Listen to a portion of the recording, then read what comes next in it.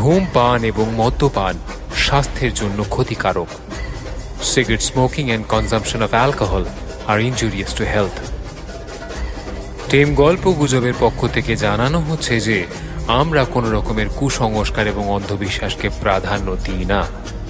যে সমস্ত গল্পের নাট্যরূপ আপনারা শুনে থাকেন তার পুরোটাই লেখক এবং লেখিকার কল্পনাপ্রসূত এবং শুধুমাত্র ভৌতিক আবহ এবং রোমাঞ্চকর পরিবেশ তৈরি করার জন্যই সেই সমস্ত মুহূর্তগুলির অবতারণা করা হয়ে থাকে। এর সঙ্গে বাস্তবে কোনো ঘটনার কোনো রকম সম্পর্ক নেই। তা সত্ত্বেও যদি সেই সমস্ত ঘটনার সাথে বাস্তবের কোনো ঘটনার কোনো মিল পাওয়া যায় তা নিতান্তই কাকতালীয় এবং অনিচ্ছাকৃত। ধন্যবাদ।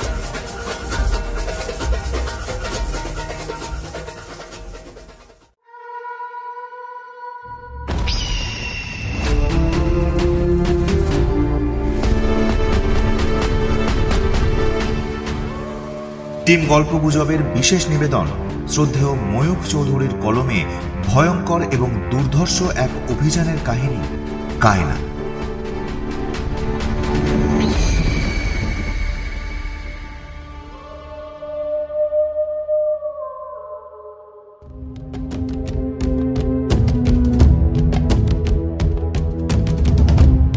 আমাদের আজকের লেখক ময়ূখ চৌধুরী বাংলার কমিক্স জগতের মুকুটহীন সম্রাট। আমাদের আজকের গল্পটি কিশোর ভারতী পত্রিকায় ধারাবাহিকভাবে ছাপা হয়। আজকের গল্পের নায়কের কথা যদিও অনেকেই শুনেছেন শ্রদ্ধেয় বিভূতিবাবুর চাঁদের পাহাড় উপন্যাসে, যদিও আমাদের আজকের গল্পের নায়কের সাথে চাঁদের পাহাড়ের চরিত্রের কিছুটা পার্থক্য আছে। যদিও ইনি আফ্রিকা অভিযান করে মৃত্যু গহ্বরের সন্ধান পান এবং তার রহস্য ভেদ করতে অভিযান করেন। গল্পটির নাট্যরূপ দিয়েছে বর্ষা। আজকের গল্প পাঠে অমিত। আত্মীয় গাত্যের চরিত্রে শুভ্রকমল মুখার্জি, অন্যান্য চরিত্রে দীপঙ্কর দেব, রাজ চট্টোপাধ্যায়, পার্থ মুখার্জি, রৌনক ও সোমদর্শী। বিশেষ আবহ নির্মাণে সৈকত ও শুভ্রকমল মুখার্জি। শব্দ সংযোজন এবং মাস্টারিংয়ে Rimpa Ghosh. Poster design Subhadeep Mukherjee. Calligraphy Surya. Visual graphics Deb Dutta. আবহ, সাউন্ড এফেক্টস এবং সমগ্র নির্দেশনায় সোমদর্শী এবং সূত্রধার আমি স্নেহাতি। বিশেষ ধন্যবাদ স্বাগতবাবুকে আমাদের এই উদ্যোগে পাশে থাকার জন্য। শুরু হচ্ছে আমাদের ভয়ঙ্কর এবং দুঃসাহসিক এক অভিযানের কাহিনী কায়না।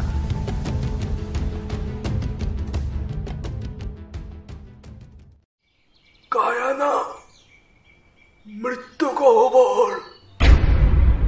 একবার, মাত্র একবারই এই ভয়ানক শব্দ উচ্চারণ করেছিল স্থানীয় পুলিশ কর্মচারীটি এবং তারপরেই তার মৃতদেহ মাটিতে লুটিয়ে পড়ে। উত্তর রোডেশিয়ার স্থানীয় ভাষায় কায়না শব্দটির অর্থ যাতনাদায়ক মৃত্যু গহ্বর। ভারী আশ্চর্যের ব্যাপার তো, কথাটা বলার সাথে সাথেই মৃত্যু হলো। মিস্টার উইঙ্কলির মুখে পূর্বোক্ত ঘটনা শুনে চমকে উঠলেন পর্যটক আত্মীয় কর্তী। উত্তর রোডেশিয়ার প্রাদেশিক কমিশনার মিস্টার উইঙ্কলি বললেন, স্থানীয় পুলিশ জনৈক নিরুদ্দেশ ব্যক্তির সন্ধান করতে গিয়েছিল। ফিরে এসে হাঁপাতে হাঁপাতে সে তার বক্তব্য পেশ করতে উদ্যত হয়, কিন্তু কায়না শব্দ উচ্চারণ করার সঙ্গে সঙ্গেই তার মৃতদেহ লুটিয়ে পড়ল মাটির ওপর। ঘটনাটা হঠাৎ শুনলে খুব অদ্ভুত ও অলৌকিক মনে হয়, তবে একটু ভেবে দেখলে সমস্ত বিষয়টার একটা যুক্তিসঙ্গত ব্যাখ্যা করা সম্ভব।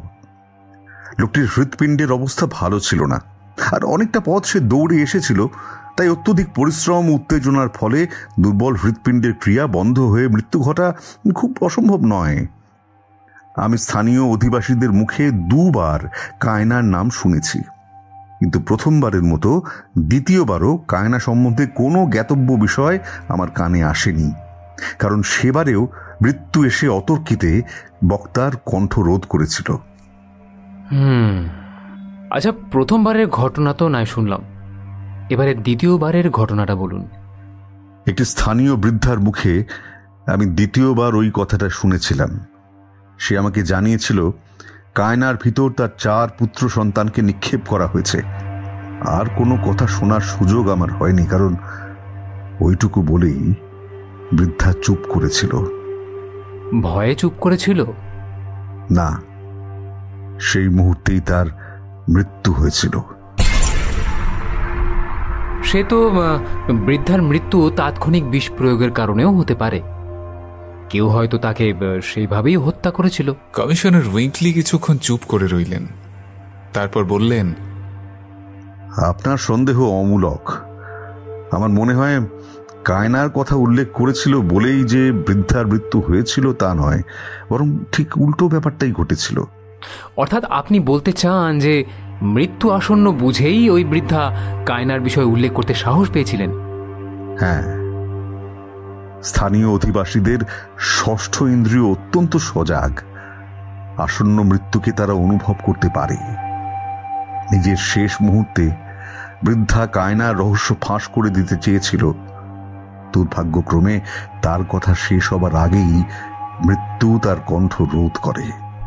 গল্প করতে করতে পূর্বোক্ত ঘটনা দুটোর বিবরণ দিচ্ছিলেন উত্তর রোডেশিয়ার প্রাদেশিক কমিশনার মিস্টার উইঙ্কলি, এবং দুই বন্ধুর পাশে বসে সাগ্রহে তার কথা শুনছিলেন আত্তিলিও গত্তি। দুই বন্ধুর নাম প্রফেসর ও বিল।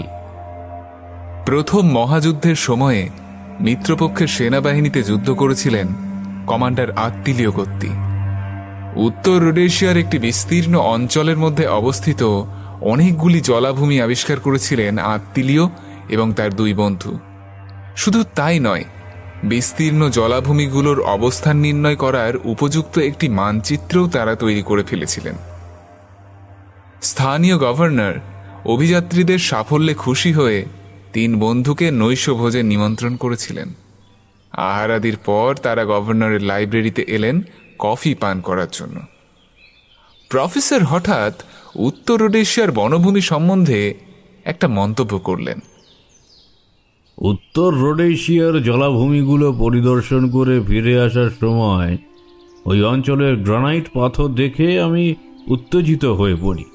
এমনকি এটা স্বীকার করতেও দ্বিধা নেই যে এই রকম অদ্ভুত নৈসর্গিক দৃশ্য আমি আফ্রিকার কোনো জায়গায় দেখতে পাইনি। প্রফেসরের কথায় সহমত প্রকাশ করে বিল বলল, অরণ্যের পটভূমিতে অবস্থিত অসংখ্য পাথরে ভর্তি গুহার দৃশ্য আমাকেও অভিভূত করে দিয়েছিল। নৈশভোজে উপস্থিত রাজপুরুষদের মধ্যে প্রাদেশিক কমিশনার মিস্টার উইঙ্কলি ছিলেন একমাত্র ব্যক্তি যিনি উত্তর রোডেশিয়ার সঙ্গে ভালোভাবে পরিচিত। এই অঞ্চলের কোনো বৈশিষ্ট্যই তার অজানা ছিল না। মিস্টার উইঙ্কলি বললেন, কোনো শ্বেতাঙ্গ এই অঞ্চল পরিদর্শন করেনি। এখানে গাড়ি চলার রাস্তা নেই। যতদূর জানি খনিজ দ্রব্যও পাওয়া যায় না। মাম্বোয়া নামক যে নিগ্র জাতি এখানে বাস করে তাদের সংখ্যাও খুব বেশি নয়।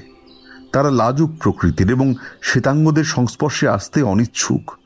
সরকারও তাদের ঘাঁটিয়ে অনর্থক বিপত্তি সৃষ্টি করতে চান না। মিস্টার উইঙ্কলির কথা শুনে প্রফেসর ও বিল দুজনেই দারুণ উত্তেজিত হয়ে উঠলেন। তারা দুজনেই উৎসাহের সঙ্গে জানালেন যে, দেখুন, ওই অঞ্চলের বিচিত্র নৈসর্গ দৃশ্য দেখে আমাদের ধারণা হয়েছে প্রকৃতি দেবীর বহু গোপন তত্ত্ব সেখানে লুকোনো আছে, এবং আন্তরিকভাবে চেষ্টা করলে আমাদের পক্ষে সেই গোপন রহস্যগুলো আবিষ্কার করা খুব কঠিন হবে না। আত্তিলিও কোনো কথা বলেননি। সঙ্গীদের সঙ্গে তিনি একমত হতে পারেননি তখনও পর্যন্ত। ওই ধরনের অভিযানের সাফল্য সম্বন্ধে তাঁর দ্বিধা ছিল, তাই কোনো মন্তব্য প্রকাশ করেননি আত্তিলিও সাহেব। মিস্টার উইঙ্কলি হঠাৎ বলে উঠলেন, আপনারা যদি মৃত্যুগহ্বর আবিষ্কার করতে পারেন তাহলে একটা কাজের মতো কাজ হয় বটে। কমিশনার উইঙ্কলি তখন যা বললেন তার সারমর্ম হচ্ছে, কায়না নামক এক মৃত্যু গহ্বরের কথা স্থানীয় আধিকারিকের মুখে শোনা যায় বটে, কিন্তু বাস্তব জগতে তেমন কোনো জায়গা সত্যিই কোনো অস্তিত্ব আছে কি না এ বিষয়ে তিনি খুব একটা নিঃসন্দেহ নন। হয়তো সবটাই গুজব অথবা কুসংস্কারে আচ্ছন্ন স্থানীয় মানুষের কল্পনার ব্যাপার। তবে পরপর দুইবার কায়না শব্দটি যে মিস্টার উইঙ্কলির শ্রুতিগোচর হয়েছিল সে কথাও তিনি জানিয়ে দিলেন। তারপর পুলিশ কর্মচারী ও বৃদ্ধার মৃত্যু নিয়ে যে আলোচনা হয়েছিল সেই আলোচনার বিস্তারিত বিবরণ এই কাহিনীর শুরুতেই বলা হয়েছে। সব কথা শুনে বিল আর প্রফেসর ভীষণ উত্তেজিত হয়ে উঠলেন। সম্ভব হলে সেই মুহূর্তেই তারা মৃত্যু গহ্বরের সন্ধানে যাত্রা করতে প্রস্তুত। আত্মীয় বন্ধুদের কথায় খুব একটা উৎসাহ প্রকাশ না করলেও কায়না অভিযানে তার আপত্তি ছিল না। শেষকালে অবশ্য বিপদের গুরুত্ব বুঝে প্রফেসর এবং বিল পিছিয়ে আসতে চেয়েছিলেন, কিন্তু মহাযুদ্ধের ইটালিয়ান সৈনিক ও প্রসপেক্টর কমান্ডার আত্মীয় গত্তি একবার কাজ শুরু করে পিছিয়ে আসতে রাজি হলেন না। গভর্নরের বাড়ি থেকে নিজের আস্তানায় ফিরে আসতেই তিন বন্ধু অভিযানের পরিকল্পনা স্থির করে ফেললেন। তারা জানতেন স্থানীয় সরকার তাদের সাহায্য করবেন, কিন্তু সরকারের সাহায্য পেলেই সব সমস্যার সমাধান হবে এমনটা কিন্তু ভাবা ঠিক নয়। কাজটা খুবই কঠিন। মাম্বোয়া জাতির প্রধান ব্যক্তিরা অভিযাত্রীদের উদ্দেশ্য জানতে পারলে বিভিন্ন উপায়ে তাদের বাধা দেবার চেষ্টা করবে এবং সেই বাধা বিপত্তি জয় করে 30,000 বর্গমাইল এলাকা জুড়ে সাপদ সংকুল অজানা স্থানে এক গোপন গুহার অস্তিত্ব আবিষ্কার করা যে কতখানি কঠিন সে কথা অন্তত আত্মীয়র অজ্ঞাত ছিল না। বিপদের গুরুত্ব বুঝেই তিনি এই অভিযান সম্পর্কে প্রথমে উৎসাহ দেখাননি, কিন্তু অভিযানের দায়িত্ব গ্রহণ করে আত্মীয়র মনের ভাব বদলে গেল। বাস্তব জগতে যদি সত্যি মৃত্যু গুহার অস্তিত্ব থাকে তবে যেমন করেই হোক ওই জায়গাটা খুঁজে বের করার প্রতিজ্ঞা করলেন আত্মীয়।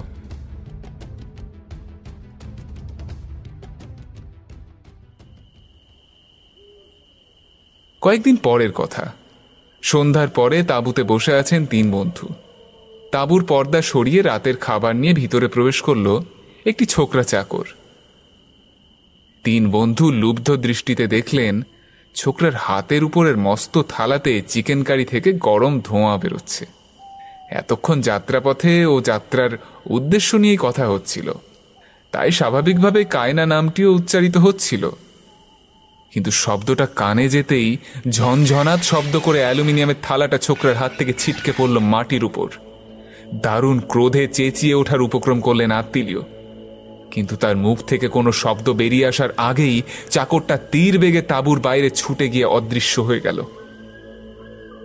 আত্মীয় তৎক্ষণাৎ চাকরদের তাঁবুর দিকে পা চালিয়ে দিলেন, কিন্তু যথাস্থানে পৌঁছানোর আগেই তিনি শুনতে পেলেন কয়েকটা উত্তেজিত কণ্ঠস্বর, পরক্ষণেই দ্রুত ধাবমান পায়ের আওয়াজ। তিন বন্ধু হঠাৎ আবিষ্কার করলেন তারা তিনজন ছাড়া আশেপাশে আর কোনো মানুষের অস্তিত্ব নেই। নিগ্রো চাকররা সবাই অদৃশ্য হয়েছে। না, সবাই নয়। জামানি নামক জুলু জাতির যে রাঁধুনিটি অভিযাত্রীদের একান্ত বিশ্বাসের পাত্র ছিল সেই লোকটি স্থান ত্যাগ করে পালায়নি। পলাতক 5টি চাকরই ছিল উত্তর রোডেশিয়ার অধিবাসী। প্রফেসরের মুখে কায়না শব্দটি শোনার সঙ্গে সঙ্গেই ছোকরা চাকর সকলের কাছে গিয়ে সংবাদ বিতরণ করেছে এবং তার ফলেই বিহবল মানুষগুলো গা ঢাকা দিয়েছে। এ বিষয়ে অভিযাত্রীদের মধ্যে কোনো সন্দেহই ছিল না। রাতের লোভনীয় খাদ্য মাটির উপর গড়াগড়ি দিচ্ছে। চাকররা উধাও হয়েছে জিনিসপত্র ফেলে। তবুও তিন বন্ধুর চোখ মুখ কিন্তু আনন্দে উজ্জ্বল। একটা স্পষ্ট সত্য তারা বুঝতে পেরেছেন। ভৃত্যদের দারুণ আতঙ্ক প্রমাণ করেছে মৃত্যু গহ্বর অলীক কল্পনা নয়, বাস্তব জগতেই বিরাজ করছে এই ভয়াল ভয়ানক কায়না। শুকনো খাবারের টিন খুলতে খুলতে অভিযাত্রীরা প্রতিজ্ঞা করলেন কায়না নামের ওই বিভীষিকাকে যেমন করেই হোক তারা আবিষ্কার করবেন। কিন্তু প্রতিজ্ঞা করা সহজ, প্রতিজ্ঞা রাখা নয়। উত্তর রোডেশিয়ার স্থানীয় মানুষ মাম্বোয়ারা অভিযাত্রীদের এড়িয়ে চলতে লাগল। মাম্বোয়া জাতির কোনো লোকের কাছে পথের সন্ধান চাইলে সে ভুল পথের নির্দেশ দিত। কাজ করতে বললে পালাতো ঊর্ধ্বশ্বাসে। চারিদিক থেকে দমদমার আওয়াজ ভেসে আসত তিন বন্ধুর কানে। এখানে ওখানে চোখে পড়ত শূন্যে ভাসমান ধোঁয়ার কুণ্ডুলি। মাম্বোয়াদের সংকেত, কারণ অভিযাত্রীদের উদ্দেশ্য এখন আর তাদের অজানা নয়।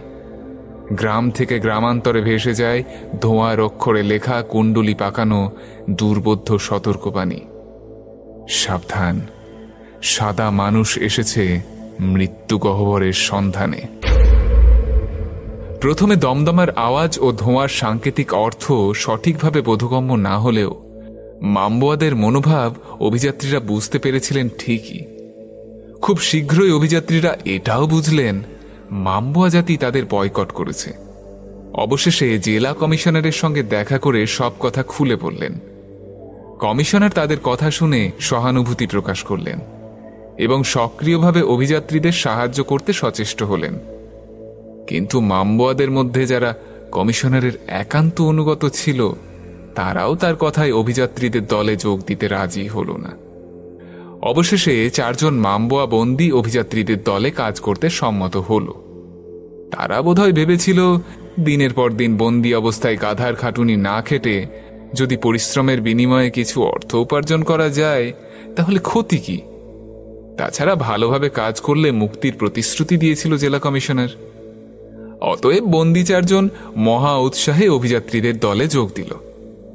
ইতিমধ্যে কমিশনার সাহেবের সঙ্গে অভিযাত্রীদের দস্তুর মতো বন্ধুত্ব হয়ে গেছে।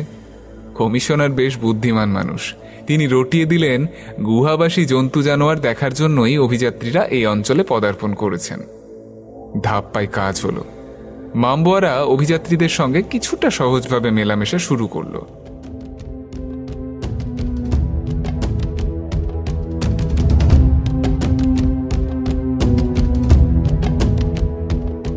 চাঁদের পাহাড় উপন্যাসে আফ্রিকার গহীনে বাংলার ছেলে শঙ্কর এক পর্তুগিজ নাবিক ডিয়েগো আলভারেজের সাথে গিয়েছিল এক দুঃসাহসিক অভিযানে। সেই কাহিনীর প্রতিটি বিবরণ শ্রদ্ধেয় লেখক বিভূতিভূষণ বাবুর কলম বুনে আজও গাঁথা আছে আমাদের মনে। শঙ্কর যখন বিশাল রিক্টার্সফিল্ড পর্বতমালার বন পার করে কালাহারি মরুভূমি অতিক্রম করছিল, তখন সে দৈবাত একটি গুহায় আশ্রয় নেয়, যেখানে একটি মনুষ্য কঙ্কাল ছিল শায়িত অবস্থায়। সেই মানুষটির জীবদ্দশায় লিখিত চিঠির মাধ্যমে শঙ্কর জানতে পারে যে ওনার নাম আত্তিলিও গাত্তি। আমাদের আজকের অভিযানের নায়কের নামও আত্তিলিও গাত্তি। কিন্তু এই আত্তিলিও গাত্তি বিভূতিবাবু এবং শঙ্করের আত্তিলিও গাত্তি নয়। আমাদের আজকের গল্পের নায়ক আত্তিলিও গাত্তি ছিলেন একাধারে ভূপর্যটক, লেখক এবং তথ্যচিত্র নির্মাতা। যদিও তিনি ছিলেন অ্যাডভেঞ্চার প্রিয় মানুষ, তিনি 20 শতাব্দীর শুরুর দিকে বহুবার আফ্রিকা ভ্রমণ করেছিলেন। তার বিভিন্ন ভ্রমণ কাহিনী নিয়ে বেশ কিছু বই প্রকাশিত হয়েছে। আজকের গল্প কায়ানা তার সেই অভিযানকে কেন্দ্র করেই নির্মিত হয়েছে।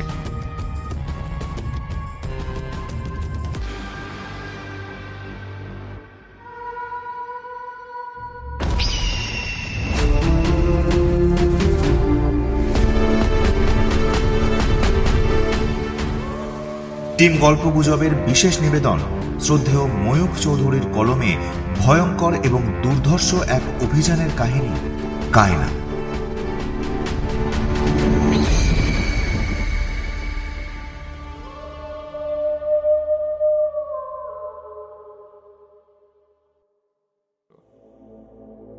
তিন বন্ধু এবার সাবধান হয়েছেন। কায়নার নাম মাহাত্ম্য যে বিপত্তির সূচনা করেছিল তা এত শীঘ্র ভুলে যাওয়ার কথা নয়। কেউ আর কায়নার নাম মুখে আনত না।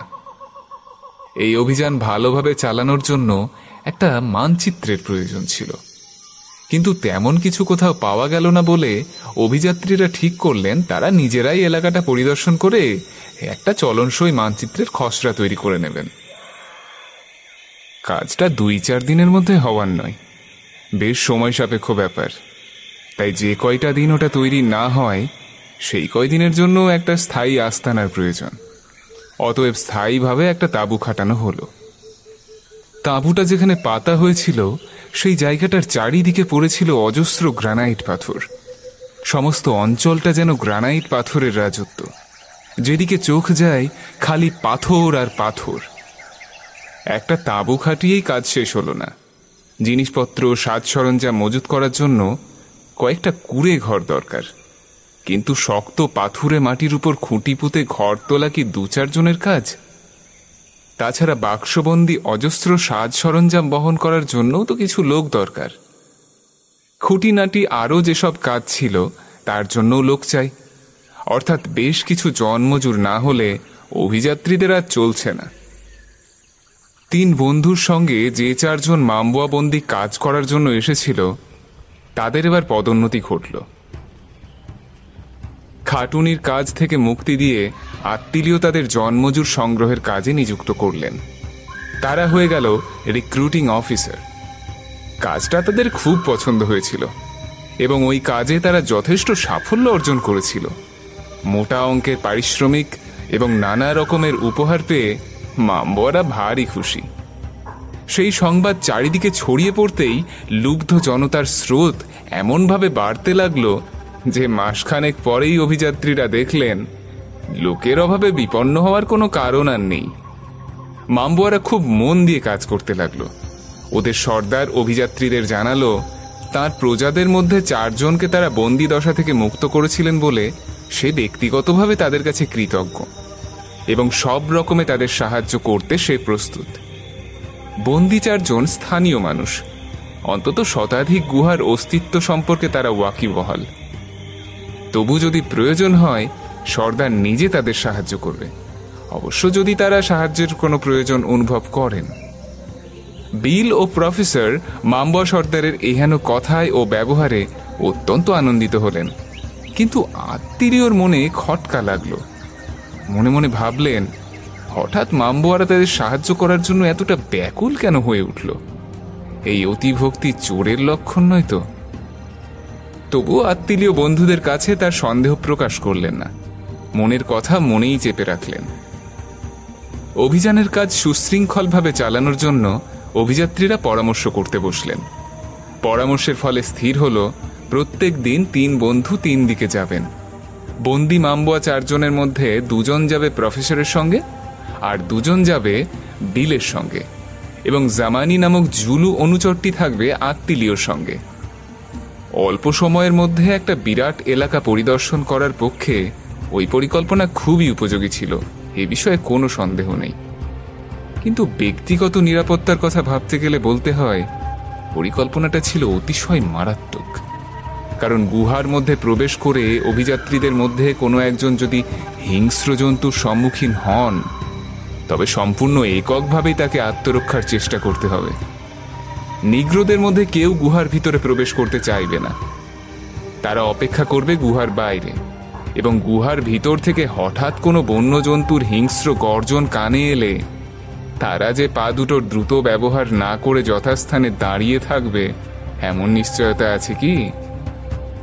নিগ্রোরা স্থানীয় মানুষ, খুব সহজেই পথ চিনে তারা তাঁবুতে ফিরে আসতে পারবে, কিন্তু বিদেশি অভিযাত্রী সাপদের কবল থেকে আত্মরক্ষা করতে পারলেও গুহার বাইরে এসে নিগ্রোদের দেখা না পেলে আবার বিপদে পড়বেন।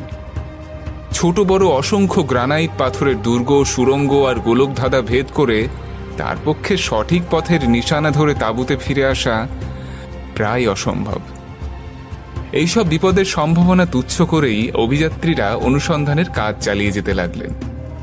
বিপদ যে হয়নি তা নয়, হয়েছিল। জামানি এবং মাম্বোয়া পথপ্রদর্শকেরা সকলেই গুহার সান্নিধ্য অপছন্দ করত। পথ দেখিয়ে গুহার সামনে নিয়ে যেতে তাদের আপত্তি ছিল না, কিন্তু গুহার প্রবেশপথ থেকে প্রায় 50 ফুট দূরে এসেই তারা থমকে দাঁড়িয়ে পড়ত, কিছুতেই আর অগ্রসর হতে চাইত না। তাদের দোষ নেই, কয়েকদিনের ঘটনার উল্লেখ করলেই বোঝা যাবে তাদের ভয় পাওয়ার যুক্তিসঙ্গত কারণ ছিল। একটা অজানা গুহার মধ্যে একদিন হঠাৎ বিলের সঙ্গে একটা হায়নার মুখোমুখি হয়ে গেল। বিল গুলি ছুড়ল। গুহার অস্পষ্ট অন্ধকারে তার নিশানা ভালো হয়নি, ফলে সেটা মরল না, তবে আহত হলো। দ্বিতীয়বার গুলি চালিয়ে হায়নাটাকে হত্যা করার আগে সেটা বিলের হাঁটুতে একবার নখের আঁচড় বসিয়েছিল। বিল ক্ষতটার দিকে নজর দেয়নি। হায়না মেরে সে গুহার বাইরে বেরিয়ে এসেছিল এবং তারপরেও ক্ষতস্থানটাকে সামান্য আঘাত বলে তুচ্ছ করেছিল। তাচ্ছিল্যের পরিণাম বিলের পক্ষে ভালো হয়নি। সেই দিনই সন্ধ্যার সময় তার ক্ষতটা এমন ভীষণভাবে বিষিয়ে উঠল যে আত্মীয় ভাবলেন বিলকে বাঁচানোর জন্য ওই পাটা হয়তো কেটে ফেলতে হবে। সৌভাগ্যক্রমে পদমর্যাদা অক্ষুণ্ণ রেখেই বিল সেই যাত্রায় আরোগ্য লাভ করতে সমর্থ হয়। আর একবার ভারসাম্য হারিয়ে প্রফেসর হঠাৎ পড়লেন একটা শুকনো গাছের ডালপালার মধ্যে। ডালগুলোতে পাতা ছিল না একটিও, কিন্তু কাঁটা ছিল প্রচুর পরিমাণে। কাঁটার আঘাতে প্রফেসরের জামা কাপড় হলো ছিন্ন ভিন্ন, দেহের চামড়ায় হলো একাধিক ছিদ্রের সৃষ্টি। ওই ছিদ্রপথে কাটার বিষ গিয়ে প্রফেসরের রক্তে ঢুকে তাকে শয্যাশায়ী করে দিল। কাঁটার মধ্যে কি ধরনের বিষ ছিল ভগবানই জানেন। যারা 10 দিন ধরে প্রফেসর ভুগলেন প্রচণ্ড জ্বরের আক্রমণে। জ্বরের কবল থেকে নিষ্কৃতি পেয়ে একটু সুস্থ হয়েই প্রফেসর আবার মৃত্যু গহ্বরের সন্ধানে বেরিয়ে পড়লেন। তবে এবার আর কাঁটা নয়, দুটো সিংহের সঙ্গে প্রফেসরের দেখা হলো একটা অজানা গুহার মধ্যে। প্রফেসর গুলি ছুড়লেন, গুলি লাগলো না। সিংহরা আক্রমণের চেষ্টা না করে বিদ্যুৎ বেগে গুহার বাইরে অদৃশ্য হলো। রাইফেলের গর্জিত অগ্নিশিখা তাদের মোটেই পছন্দ হয়নি। প্রায় অন্ধকার গুহার ভিতর দুটো সিংহের মারাত্মক সান্নিধ্য থেকে অক্ষত অবস্থায় পরিত্রাণ পেয়ে খুশি হয়ে প্রফেসর বাইরে বেরিয়ে এলেন। কিন্তু তার মামবোয়া সঙ্গীদের তিনি দেখতে পেলেন না। প্রফেসর বুঝলেন, হয় তারা সিংহের কবলে পড়েছে, আর নয় সিংহদের দেখে তারা গা ঢাকা দিয়েছে। তবে শেষোক্ত সন্দেহটাই সত্যি ছিল। সিংহদের দেখে তারা দৌড়ে পালিয়েছিল। প্রফেসর যদি বুদ্ধিমানের মতো গুহার সামনে অপেক্ষা করতেন, তাহলে তিনি অনেক দুর্ভোগ থেকে রক্ষা পেতেন। কারণ মামবোয়ারা তাঁবু থেকে আত্মীয়কে নিয়ে অকস্থানে ফিরে এসেছিল। প্রফেসরকে অবশ্য সেখানে পাওয়া যায়নি। মামবোয়াদের না দেখতে পেয়ে প্রফেসর নিজেই তাঁবুতে ফিরে আসার চেষ্টা করেছিলেন এবং দিশেহারা হয়ে গন্তব্যস্থলের বিপরীত দিকে হাঁটতে হাঁটতে বিভ্রান্ত হয়ে পড়েছিলেন। বিস্তর খোঁজাখুঁজি করে মামবোয়াদের সাহায্যে আত্মীয় যখন 2.5 দিন পর প্রফেসরকে আবিষ্কার করলেন, তখন ক্ষুধা, তৃষ্ণা এবং জ্বরের আক্রমণে ভদ্রলোকের অবস্থা রীতিমতো শোচনীয়। আমাদের কাহিনীর নায়ক স্বয়ং আত্মীয় সাহেবও সঙ্গীদের মতোই গুহার ভিতরে বিপন্ন হয়েছিলেন। সিংহ নয়, হায়না নয়, একটি ছোট গোলাকার মাংসপিণ্ডের রোমশ শরীরের উপর হোঁচট খেয়ে আত্মীয় প্রাণ হারাতে বসেছিলেন। একদিন বিকেলবেলা আত্মীয়র বিশ্বস্ত অনুচর জামানি তাকে একটা সুড়ঙ্গের সামনে এনে জানালো ওটা একটা গুহার প্রবেশপথ। পথটা ছিল নিচু, খুবই সংকীর্ণ। অতি কষ্টে ভিতরে প্রবেশ করলেন আত্মীয়। তারপর হামাগুড়ি দিয়ে সামনে অগ্রসর হলেন। অনেকক্ষণ এইভাবে চলার পর তার মনে হলো এতক্ষণে বোধহয় তিনি সুড়ঙ্গ অতিক্রম করে গুহার ভিতর পৌঁছেছেন। হাতের টর্চ জেলে তিনি দেখলেন তার অনুমান সত্য। বিজলিবাতির ক্ষীণ আলোকধারা হারিয়ে গেছে এক অন্ধকারাচ্ছন্ন গুহার বিপুল বিস্তৃতির মধ্যে। ওই বিশাল গুহার অভ্যন্তরে পদার্পণ করলে প্রস্তর বেষ্টিত গলিপথের ভিতর পথ হারিয়ে ফেলার সম্ভাবনা আছে। অতএব ভিতর দিকে এগিয়ে যাওয়া নিরাপদ হবেই কি না ভাবতে লাগলেন আত্মীয়, এবং ভাবতে ভাবতেই হামাগুড়ি দেওয়া অবস্থা থেকে সোজা হয়ে উঠে দাঁড়ানোর চেষ্টা করলেন তিনি। আর ঠিক সেই মুহূর্তে পায়ের উপর একটি বস্তুর অস্তিত্ব অনুভব করলেন। সঙ্গে সঙ্গে গুহার শান্ত নীরবতা ভঙ্গ করে জেগে উঠল একটা শব্দ, ফ্যাশ।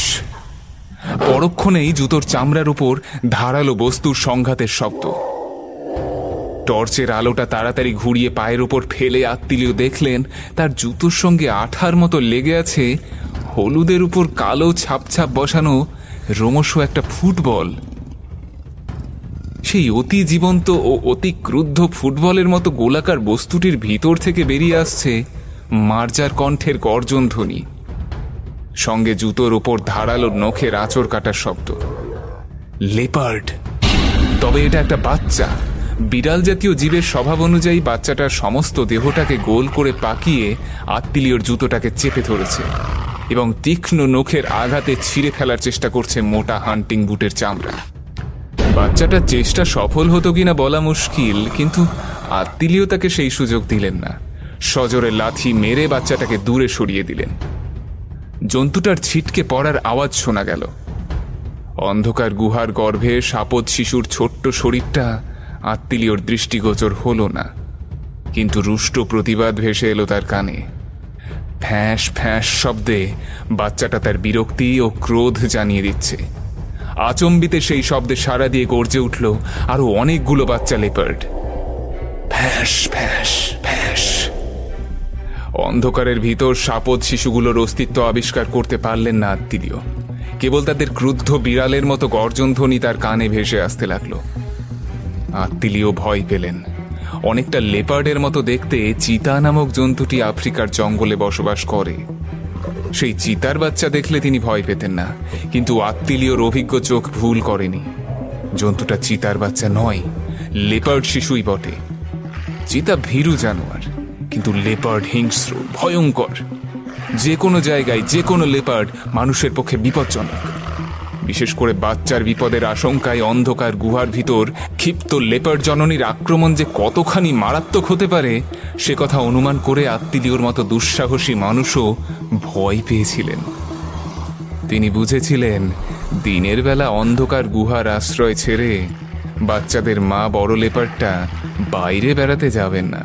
সে নিশ্চয়ই গুহার মধ্যে কোথাও অবস্থান করছে এবং বাচ্চাদের নিরাপত্তা বিপন্ন করার জন্যে যে বিপদ জন্তুটি তাদের আস্তানায় অনধিকার প্রবেশ করেছে তাকে আক্রমণ করার জন্য প্রস্তুত হচ্ছে। অন্ধকারের মধ্যে আত্মিলিও বাচ্চাদের মা বড় লেপার্ডটাকে দেখতে পাচ্ছিলেন না, কিন্তু অন্ধকারে অভ্যস্ত একজোড়া সাপদ চক্ষু যে তার গতিবিধি লক্ষ্য করছে সে কথা অনুমান করেই আত্মিলিও অত্যন্ত ভয় পেলেন। বাচ্চাগুলো ফ্যাঁস ফ্যাঁস শব্দে এতক্ষণ ক্রোধ প্রকাশ করছিল, হঠাৎ তারা একসঙ্গে চুপ করে গেল। আত্মিলিওর অনুমান এইবার নিশ্চিত বিশ্বাসে পরিণত হল। বাচ্চাদের আকস্মিক নীরবতা বড় লেপারটার সান্নিধ্য প্রমাণ করে দিয়েছে। পালাতে পারলে আত্মিলিও পালিয়েই যেতেন, কিন্তু অন্ধকার সুড়ঙ্গ পথে হামাগুড়ি দিয়ে চলার সময় আক্রান্ত হলে অসহায়ভাবে মৃত্যুবরণ করতে হবে। আত্মরক্ষার চেষ্টা করাও সম্ভব হবে না। অতএব পালানোর চিন্তা ছেড়ে গুহার ভেতর দাঁড়িয়ে যে কোনো পরিস্থিতির মোকাবিলা করার জন্য তিনি প্রস্তুত হলেন। গুহার দেওয়ালে পিঠ রেখে আত্মিলিও টর্চের আলো ঘুরিয়ে বড় লেপারটাকে আবিষ্কার করার চেষ্টা করতে লাগলেন। হঠাৎ তার মাংসপেশি আড়ষ্ট হয়ে গেল। দুটো বিরাট পাথরের মাঝখানে টর্চের আলোক ধারার মধ্যে ভেসে উঠেছে একজোড়া বিরাট নিষ্পলক চোখ।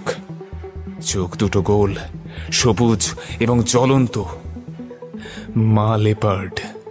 বিপদের মুখোমুখি হতেই বিপদের ভয় কেটে গেল। আত্মিলিওর কম্পিত হাত দুটো হঠাৎ সৈনিকের অভ্যস্ত দৃঢ়তায় রাইফেল ও টর্চ আঁকড়ে ধরল। টর্চের আলোতে জ্বলন্ত চোখ দুটির উপর নিশানা স্থির করতে লাগলেন আত্মিলিও। লেপার্ড লাফ দিল, সঙ্গে সঙ্গে ছুটল রাইফেলের গুলি। গুলি লাগলো, কিন্তু সাপদের গতিরুদ্ধ হল না। সশব্দে লেপার্ডটি আছড়ে এসে পড়ল গুহার পাথরের প্রাচীরের ওপর।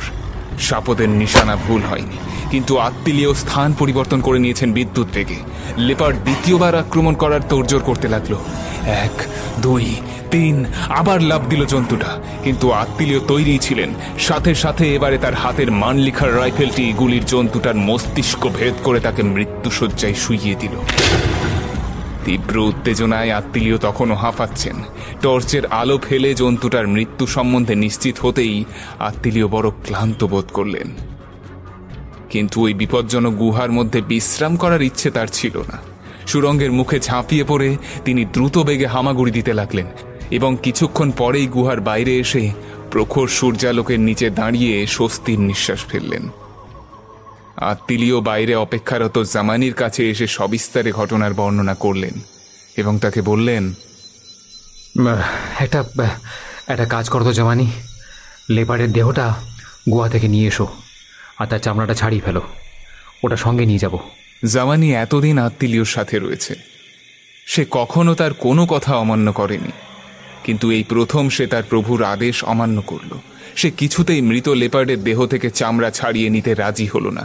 বলল, না মাসাঙ্গা, না, এই জন্তুটার চামড়া আমি ছাড়াতে পারবো না। এটা লেপার্ড নয়, এটা লেপার্ডের দেহধারী প্রেতাত্মা। ওটা চামড়া ছাড়িয়ে নিলেই প্রেত ওই দেহ থেকে বেরিয়ে আমাকে আক্রমণ করবে। মাসাঙ্গা, এই দেশটা ভালো নয়, আমাদের এখনই এই দেশ ছেড়ে চলে যাওয়া উচিত। আত্মিলিও অবশ্য জামানির উপদেশে কর্ণপাত করেননি।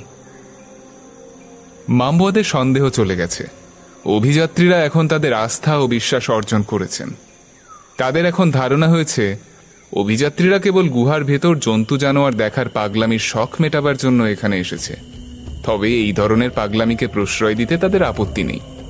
সাদা মানুষেরা যদি গুহার মধ্যে ঢুকে জন্তু জানোয়ারের আঁচড় কামড় খেতে চায় এবং সেই কাজে সাহায্য করলে যদি টাকা পয়সা, সিগারেট আর নানা রকম উপহার পাওয়া যায়, তাহলে তাদের সাহায্য করতে আপত্তি কি? তবে হ্যাঁ, কায়নার কথা না বললেই হয়। আত্মীয় বুঝে গেছেন এই হচ্ছে অনুসন্ধান কার্য চালানোর উপযুক্ত সময়। এখন কি ফিরে যাওয়া যায়?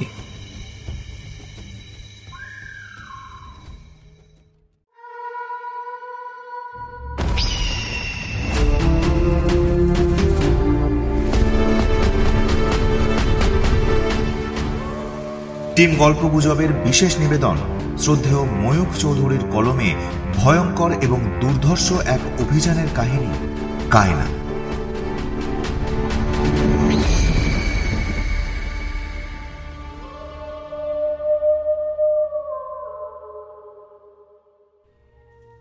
বাংলা কমিক্স জগতের মুকুটহীন সম্রাটের নাম ময়ূখ চৌধুরী। কমিক্স বা গল্প লেখার সময় ময়ূখ, আবার ছবি আঁকার সময় সই করতেন প্রসাদ রায় রূপে। তার আসল নাম শক্তি প্রসাদ রায়চৌধুরী। বাংলায় প্রচুর কমিক্স করেছেন। জনপ্রিয় বাঙালি কমিক্স শিল্পী হিসাবে নারায়ণ দেবনাথের পরেই তার নাম আজও আসে।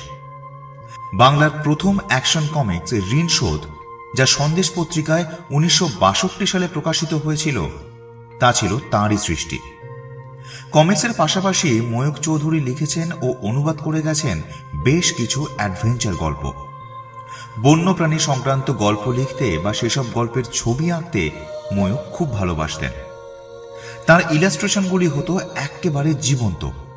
রেফারেন্স ওয়ার্কের জন্য তিনি অনেক বইপত্র ঘাঁটতেন, চিড়িয়াখানায় যেতেন। সত্যজিৎ রায়ের বাড়িতেও তাঁর যাতায়াত ছিল। এমনকি সত্যজিৎ রায়ের বিশাল লাইব্রেরি থেকে তিনি নানান সহায়তা পেয়েছিলেন। তিনি আত্মীয় গত্তির কোনো ডায়েরি বা রোজনামচার সন্ধান পান এবং বাংলায় কায়নার বিবরণ লেখেন। কায়না প্রথমে কিশোর ভারতী পত্রিকায় প্রকাশিত হয়, পরে বই হিসাবে। আত্মীয় গত্তির এটি প্রথম অভিযান, যদিও পরবর্তীকালে তিনি আফ্রিকার আরও গহীনে অভিযান করেছিলেন।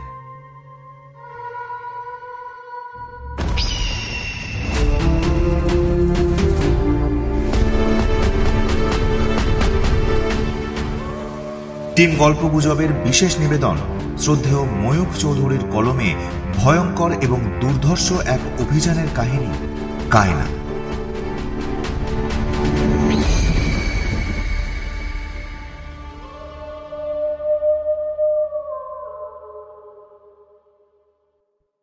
লেপার্ডের প্রেতাত্মার গল্পে কর্ণপাত না করলেও সেই রাত্রের পর থেকে পরপর বেশ কয়েকটা রাত আত্মীয় ঠিকমতো ঘুমোতে পারলেন না। রাতে চারপাশ নিঝুম হলেই সঙ্গীরা ঘুমিয়ে পড়লে আত্মীয়র খালি মনে হতো কিছু যেন তাঁবুর চারপাশে ঘুরে বেড়ায় সারা রাত ধরে। একদিন হঠাৎ দুটি মামবোয়ার কথা আত্মীয়র কানে এলো। আত্মীয় ছিলেন তাঁবুর ভেতরে। মামবোয়ারা তাকে দেখতে পায়নি। তিনি শুনলেন একজন মামবোয়া বলছে, খুব সম্ভবত যে 5টা ছেলে আগে সাদা মানুষের কাজ করত তারা ভুল করেছে। বোধহয় ওরা সাদা মানুষের কথা বুঝতে পারেনি। হতে পারে, কিংবা হয়তো সেই খোঁজ সাদা মানুষেরা খেয়ালের বশে করেছিল। এখন সেই খেয়াল কেটে গেছে, কারণ আমরা এখন যেদিকেই যেতে বলি ওরা সেদিকেই যায়। ওরা যেদিকে গেলে আমাদের মাতব্বরেরা বিপদ হবে বলে মনে করে, সেদিকে কিন্তু ওরা যায় না, কখনোই পা বাড়ায় না। আত্মীয়র উদ্দেশ্য সিদ্ধ হয়েছে। মামবোয়াদের বিশ্বাস অভিযাত্রীরা মৃত্যু গহ্বর নিয়ে মাথা ঘামাতে চায় না। মানচিত্রটা নিয়ে আত্মীয় দাগ দিতে লাগলেন। তার পরিকল্পনা ছিল খুবই সহজ। মামবোয়ারা নিশ্চয়ই কায়নার ধারে কাছে অভিযাত্রীদের উপস্থিতি চাইবে না। অতএব মৃত্যু গহ্বর যেখানে অবস্থান করছে তার থেকে দূরে দূরেই তাদেরকে রাখার চেষ্টা করবে। যে জায়গাগুলো একবার দেখা হয়ে যায়, ম্যাপের গায়ে সেই জায়গাগুলোকে চিহ্নিত করে রাখতেন আত্মীয়রা। ম্যাপটাতে দাগ দিতে দিতে একসময় তারা নিশ্চিতভাবে দেখতে পাবেন কোন এলাকাটাকে বাদ দেওয়া হচ্ছে। এইবার যদি তাদের চোখে ধরা পড়ে একটা নির্দিষ্ট এলাকা মামবোয়ারা এড়িয়ে যাচ্ছে, তাহলে সেই অঞ্চলটায় অভিযান চালালেই মৃত্যু গহ্বরের সন্ধান পাওয়া যাবে। তবে হ্যাঁ, এখানে একটা কিন্তু আছে। যেসব এলাকায় যাওয়া হয়েছে ম্যাপের গায়ে সেই জায়গাগুলোকে ফুটকির দাগ বসিয়ে চিহ্নিত করা হয়েছে। এখানে পেন্সিলের লাইন টেনে দেখা যাচ্ছে কয়েকটা বিচ্ছিন্ন জায়গা ম্যাপের উপর চক্রাকারে ছড়িয়ে আছে। অর্থাৎ সেই সব স্থানে এখনো পর্যন্ত অভিযাত্রীদের পায়ের ধুলো পড়েনি, কিন্তু সেই ছোট ছোট টুকরো টুকরো অনাবিষ্কৃত এলাকার পরিধি বড় একটা কম নয়। এইভাবে আর কতদিন অভিযান চালানো সম্ভব? ইতিমধ্যেই অভিযাত্রীরা বেশ কয়েকবার বিপদে পড়েছেন। অজানা গুহার অন্ধকারে অনিশ্চিত প্রত্যাশায় দিনের পর দিন জীবন বিপন্ন করা কি বুদ্ধিমানের কাজ? 3 মাস তো হয়ে গেল, আর কতদিন? অতএব পরামর্শ সভা বসল। প্রফেসর এবং বিল অভিযান চালানোর বিপক্ষে রায় দিলেন। প্রফেসরের বক্তব্য হচ্ছে, শোনো আত্মীয়, 3 মাস অনুসন্ধান চালিয়ে 129টা গুহা খোঁজা হয়েছে, কিন্তু মৃত্যু গহ্বর এখনো পর্যন্ত আমাদের দৃষ্টিগোচর হয়নি। কায়নার অস্তিত্ব সম্বন্ধে আমি মোটেও নিঃসন্দেহ হতে পারছি না। তাহলে তোমরা কি বলতে চাও? এই অঞ্চলের বিভিন্ন গুহার মধ্যে প্রাচীন গুহা মানবের বসবাসের নিদর্শন এবং বিবিধ প্রকার খনিজ বস্তুর অস্তিত্ব আমরা দেখেছি এই কমাসে। সমগ্র পৃথিবীর কাছে এসবের পুরাতাত্ত্বিক প্রত্নতাত্ত্বিক মূল্য বুঝতে পারছো তো তোমরা? অথচ এই সব দিকে চোখ না দিয়ে আমরা টাকা পয়সা আর সময়ের অপব্যয় করছি এক অলীক বস্তুর পিছনে ছুটে। আমার মতে এই অভিযান এখনই বন্ধ করা উচিত। বিলও প্রফেসরকে সমর্থন জানালো। সে বলল, চুলোয় যাক কায়না, মরীচিকার পেছনে ছুটে এসে অনেক বস্তুর সান্নিধ্য আমরা এড়িয়ে যাচ্ছি, যেগুলো প্রত্নতত্ত্ব ও প্রাণীবিজ্ঞানের ক্ষেত্রে বিরাট আবিষ্কার বলে গণ্য হতে পারে। অকাট্য যুক্তি, তবু আত্মীয় বন্ধুদের সঙ্গে একমত হতে পারলেন না। আত্মীয় শেষ চেষ্টা করে বললেন, কিন্তু আমি নিজে কানে একজন মামবোয়ার কথা শুনেছি। লোকটা তার সঙ্গীকে বলছিল আমরা নাকি কখনোই সেদিকে যাইনি। সেদিকে আমাদের গতিবিধি ওই মামবোয়া প্রধানরা পছন্দ করে না। খুব সম্ভবত আমাদের অজ্ঞাতে কায়নার সামনে দিয়ে আমাদের ঘুরিয়ে নিয়ে যাওয়া হয়েছে। আসলে জায়গাটা ছাড়িয়ে মামবোয়াদের সঙ্গে আমরা অন্য দিকের গুহায় গুহায় ঘুরছি। এইভাবে 10 বছর ঘোরাঘুরি করলেও আমরা মৃত্যু গহ্বরের অস্তিত্ব আবিষ্কার করতে পারবো না। বেশ, ঠিক আছে। যে সমস্ত গুহাতে খনিজ দ্রব্য বা ওই ঐতিহাসিক বস্তুর নিদর্শন আছে বলে মনে হয়, আমরা সেই সব গুহাতে সন্ধান চালিয়ে আবিষ্কারের সম্মান লাভ করব। তোমাদেরকে আমি কায়নার পেছনে সময় নষ্ট করতে আর বলবো না। সঙ্গে যত খুশি লোক নাও, তাতে আমার কোনো আপত্তি নেই। কিন্তু এতদিন ধরে এত কষ্ট সহ্য করার পর এত তাড়াতাড়ি আমি হাল ছেড়ে দিতে রাজি নই।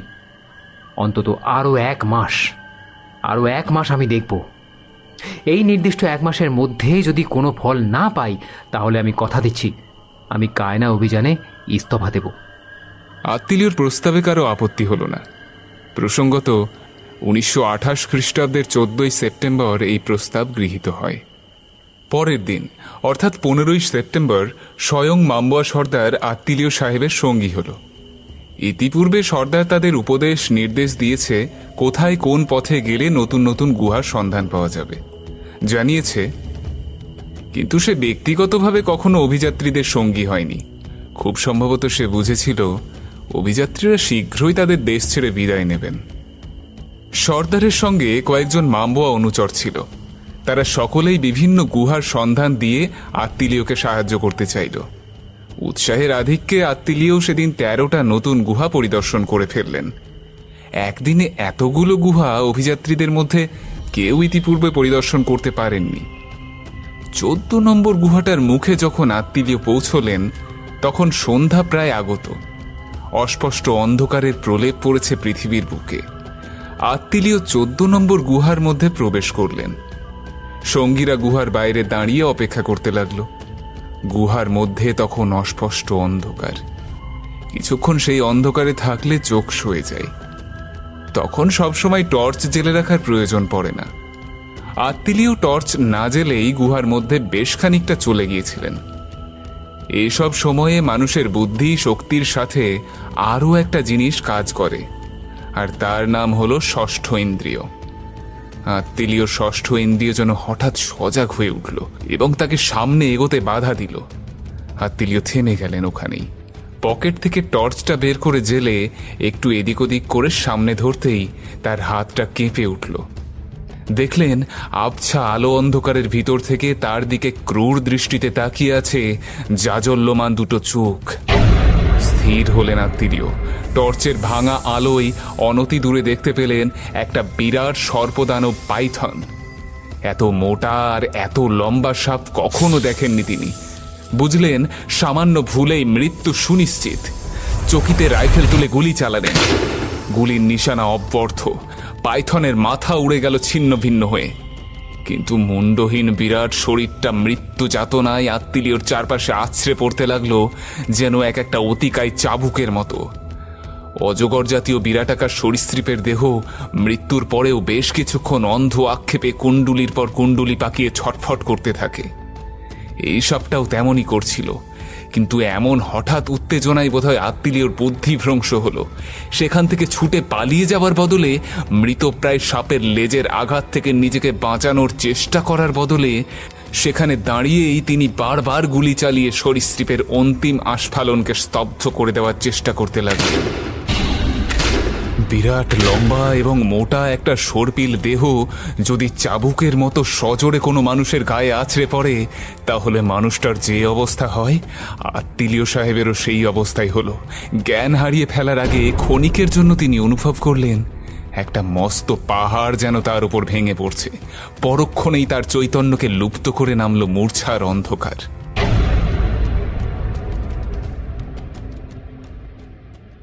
পরে তার চামড়া ছাড়িয়ে যখন মাপ নেওয়া হয়েছিল, তখন দেখা গিয়েছিল পাইথনটার দৈর্ঘ্য 38 ফুট এবং দেহের সবচেয়ে স্থূল জায়গাটার মাপ হচ্ছে 3 ফুট 9 ইঞ্চি। জ্ঞান ফিরে এলে আত্মীয় দেখলেন তিনি তাঁবুর মধ্যে তার নিজস্ব বিছানাতে শুয়ে আছেন এবং তার কপালে কাপড় ভিজিয়ে ঠান্ডা জলের প্রলেপ দিচ্ছে জামানি। ক্লান্তি জড়িত স্বরে আত্মীয় বললেন,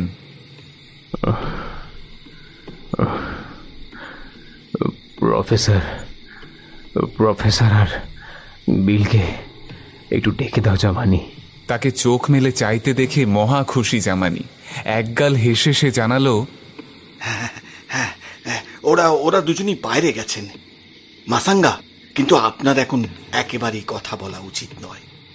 আপনি বিশ্রাম করুন। আমি ওদের জানিয়ে দেবো যে আপনার জ্ঞান ফিরে এসেছে। আত্মীয় সমস্ত সত্তা আবার ডুবে গেল গভীর ঘুমের অন্ধকারে। দ্বিতীয়বার চোখ মেলে আত্মীয় দেখলেন তার মাথার কাছে একটা আলো জ্বলছে। বন্ধুরাও কাছেই আছে। প্রফেসর আত্মীয়কে ভালো করে পরীক্ষা করে বললেন, বন্ধু, তুমি যদি কথা বলার চেষ্টা না করো তবে সমস্ত ঘটনা আমি খুলে বলি। বেশ, তাই হোক। গুহার মধ্যে সাপটাকে গুলি করার পরে ওর মাথাটা উড়ে যায়, কিন্তু মৃত সাপটার দেহটা তখনও মৃত্যু যন্ত্রণায় ছটফট করছে। তুমি সম্ভবত নিজের চেতনা হারিয়ে পালাবার বদলে ওখানে দাঁড়িয়ে ওই বিশাল দেহটার দিকে ক্রমাগত গুলি ছুটতে থাকো। একসময় সেই সর্বদানবের দেহের প্রবল ধাক্কায় ছিটকে পড়ে একটা পাথরে মাথা ঢুকে যাওয়ার ফলেই তুমি জ্ঞান হারিয়ে ফেলেছিলে।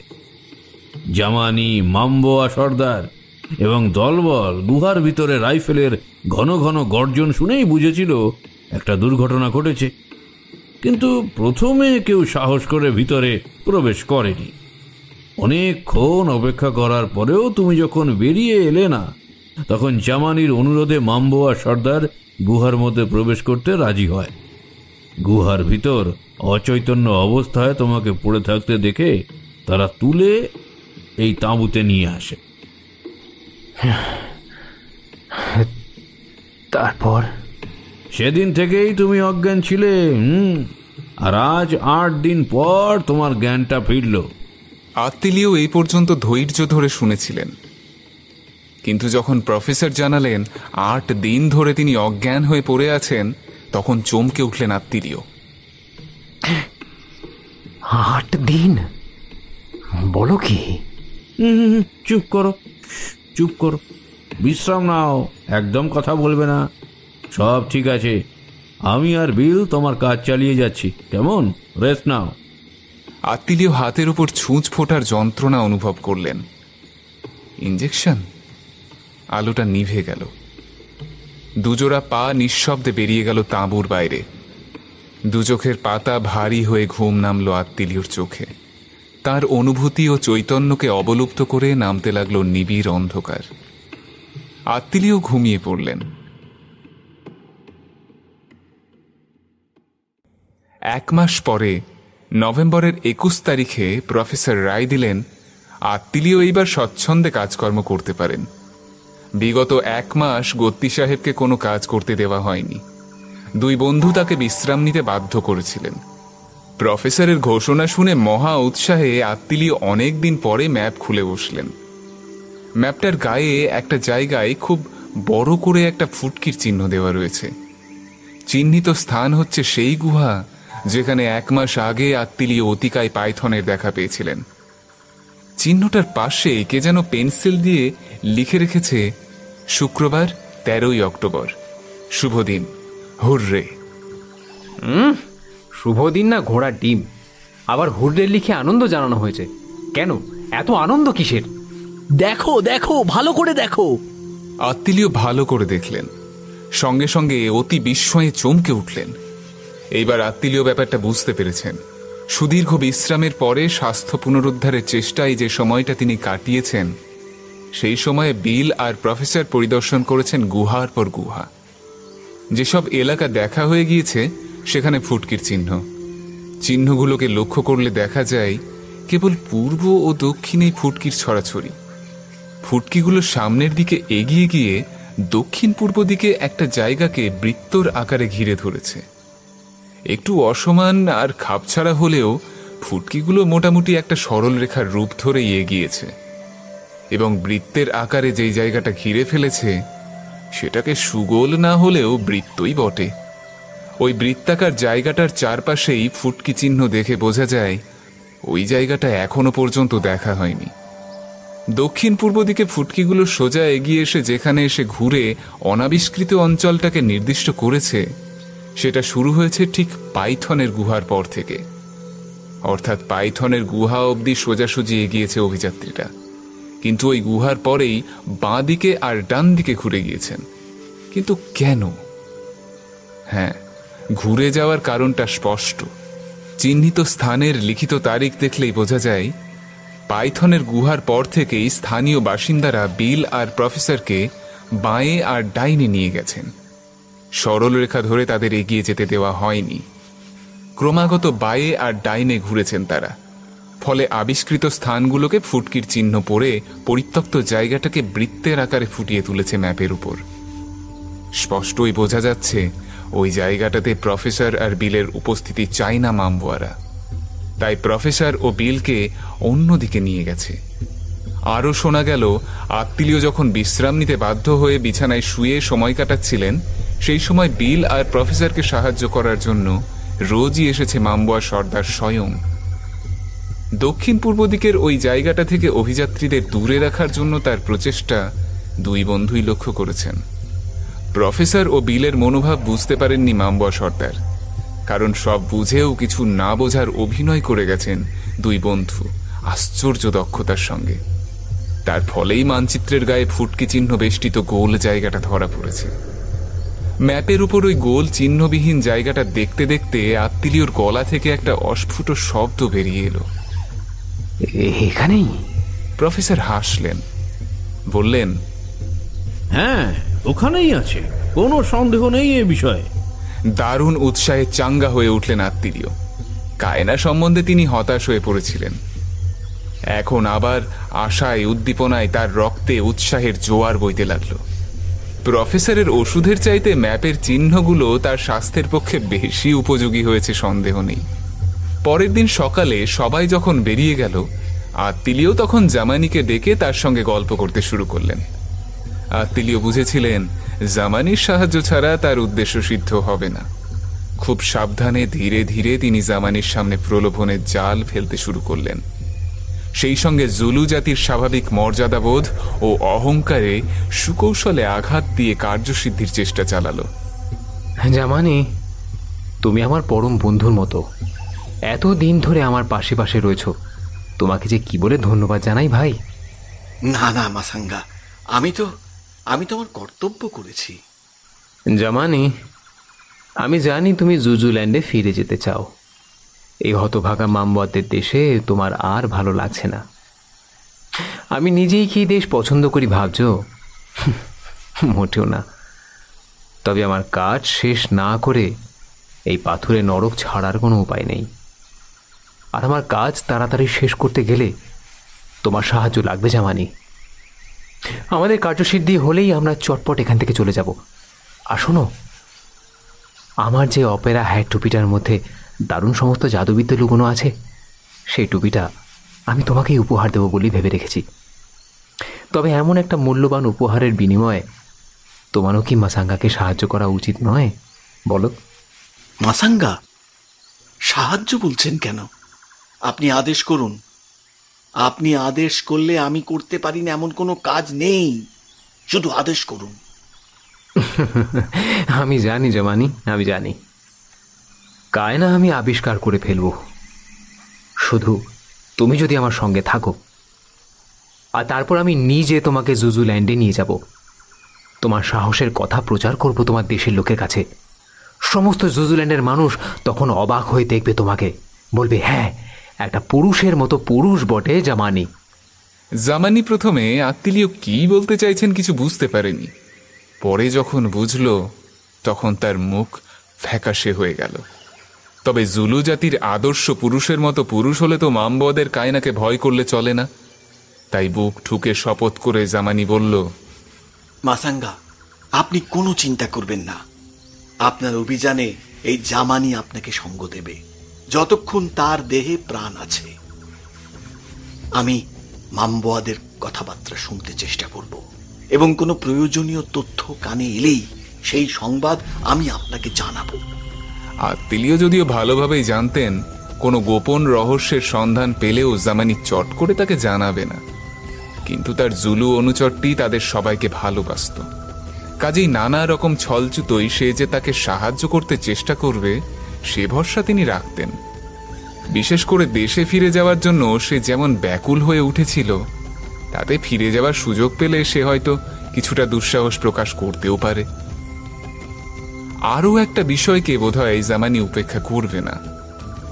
অপেরা হ্যাট টুপিটার প্রলোভন খুব তুচ্ছ নয় তার কাছে। 1928 সালের 29শে নভেম্বর সকালবেলা আত্মীয় ঘোষণা করলেন নিহত পাইথনের গুহাটাকে তিনি আরেকবার ভালোভাবে পর্যবেক্ষণ করবেন। সেই মতো গুহার সামনে এসে বিল ও প্রফেসর দুটো ভিন্ন পথ অনুসরণ করলেন।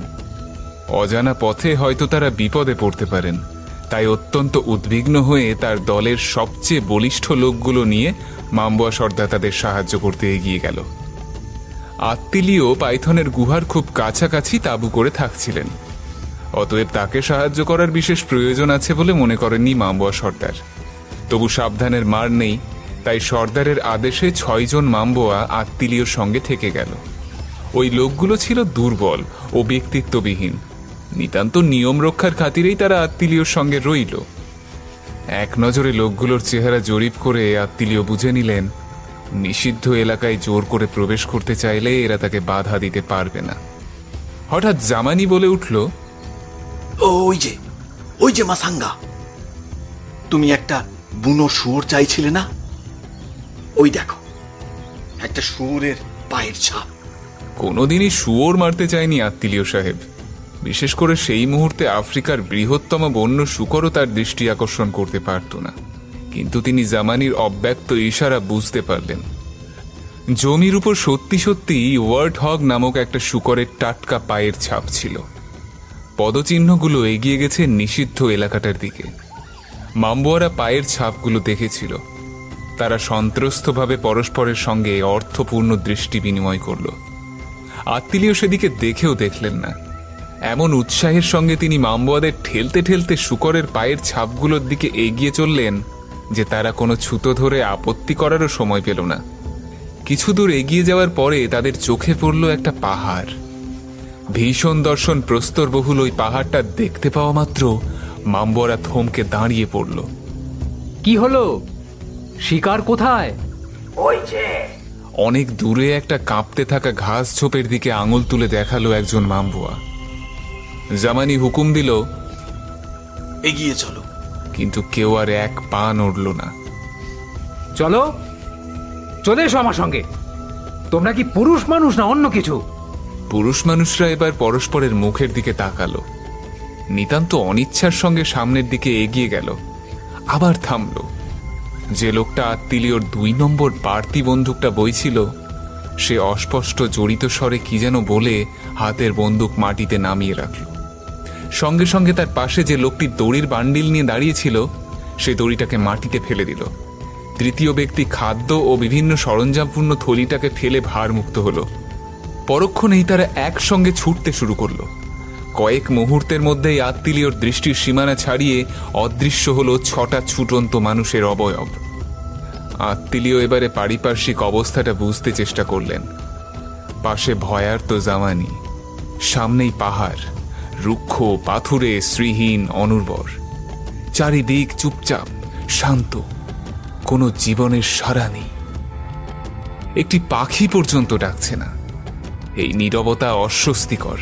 মানুষের মন এমন জায়গায় আনন্দ পায় না।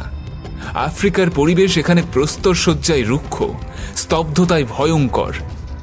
জামানি মাম্বোয়াদের ফেলে দেওয়া জিনিসগুলো মাটি থেকে তুলে নিল। দারুণ আতঙ্কে দাঁতে দাঁতে ঠোকাঠুকি হচ্ছিল। আত্মীয় ধমকে উঠলেন, চলে এসো পাহাড়ের ওপরে। তোমরা না জুলু যোদ্ধা? মনে হলো জামানি অজ্ঞান হয়ে পড়ে যাবে, কিন্তু আত্মীয় তার গর্বে ঘা দিয়েছেন, তাই একটা কথাও না বলে সোজা পাহাড়ের দিকে এগিয়ে গেল। পাহাড়ের তলায় অনেক বড় বড় পাথর ছিল। পাথরগুলোর ভিতর থেকে একটা সংকীর্ণ গিরিপথের সন্ধান পাওয়া গেল। ওই পথ বেয়ে উপরে উঠে আত্মীয় দেখলেন তারা দুজনে যে জায়গায় এসে পৌঁছেছেন সেটা হচ্ছে পাহাড় চূড়ার উপর অবস্থিত একটা চওড়া সমতল জায়গা। জায়গাটার এক পাশে 2টো মস্ত পাথর আত্মীয়র দৃষ্টিকে আকর্ষণ করল। তিনি সেদিকে এগিয়ে গেলেন। পাথর দুটোর মাঝখানে দেখা গেল একটা গর্ত। গর্তটা প্রায় গোলাকার, চওড়ায় সেটা 12 ফুটেরও বেশি। আত্মীয় অস্ফুটে বলে উঠলেন, কায়না। মাসাঙ্গা, ফিরে চলুন। সবে তো অভীষ্টে পৌঁছেছি মনে হচ্ছে জামানি। এত সহজে তো ফেরা যাবে না। কোনো প্রমাণ নেই, কিন্তু আত্মীয়র দৃঢ় ধারণা হলো এই গর্তটায় কায়না। নিজের চোখকে তিনি প্রায় বিশ্বাসই করতে পারছিলেন না। মাসের পর মাস যার জন্য তিনি এত কষ্ট সহ্য করে এসেছেন, নিদারুণ বিপদের মুখে প্রাণ বিপন্ন করেছেন বারংবার, সেই মৃত্যু গহ্বর আজ আত্মীয়র পায়ের তলায়।